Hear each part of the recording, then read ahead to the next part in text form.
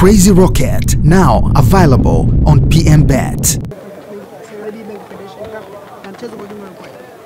Kwanza ni mashindano mazuri kwa sababu timu ndogo zinapata nafasi kucheza na timu kubwa. Tunajifunza vitu vingi. Kama ulipoona wachezaji wangu ni wadogo, hawajawahi kucheza mashindano makubwa.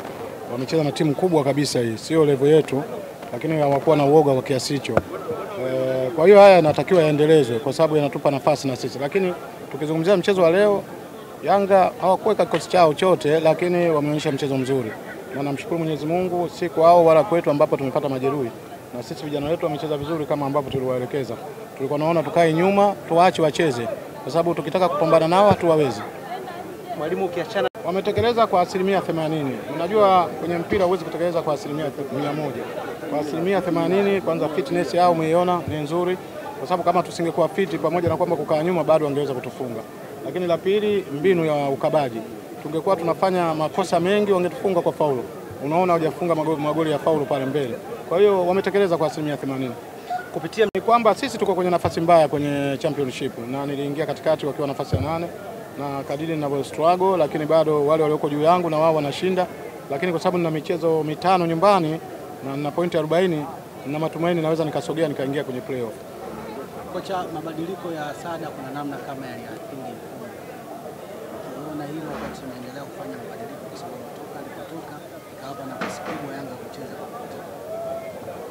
Wewe ni mwandishi wa habari, mimi ni coach. Tena coach mwenye uzoefu mkubwa. Sisi hatukutaka kufunga. Sisi tulikuwa tunataka kuzuia hizo goli mbili na tosha.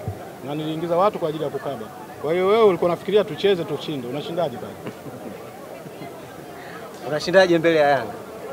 Si ulikuwa unaona? Kwa sababu nafasi 3 tulipata, kama ingekuwa wachezaji wa komavu wangefunga zile zote kipindi cha kwanza. Lakini mlionekana mna uwezo wa kupata nafasi na kuzitekeleza. Ndio nasema nafasi kama zile wanapata akina Pakome, akina Azizi wanafunga, bado vijana wetu wadogo. Kwa hiyo kile walichofanya ndicho wanastahili kwa uwezo wao.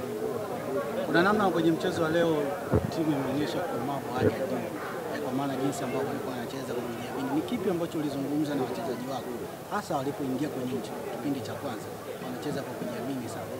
Kwanza niliwajulisha kwamba Yanga sio timu nzuri ya kucheza nayo kwa kuidharau. Wanaweza kukuadhibu kwa magoli mengi. Kwanza waheshimu, alafu wasipoteze mipira. Na ulikuwa unaona tunaweza kukaa nyuma kule tukawa tunacheza, watu wanaona kama tunacheza tu. Njia moja ya kujilinda ni kukaa na mpira.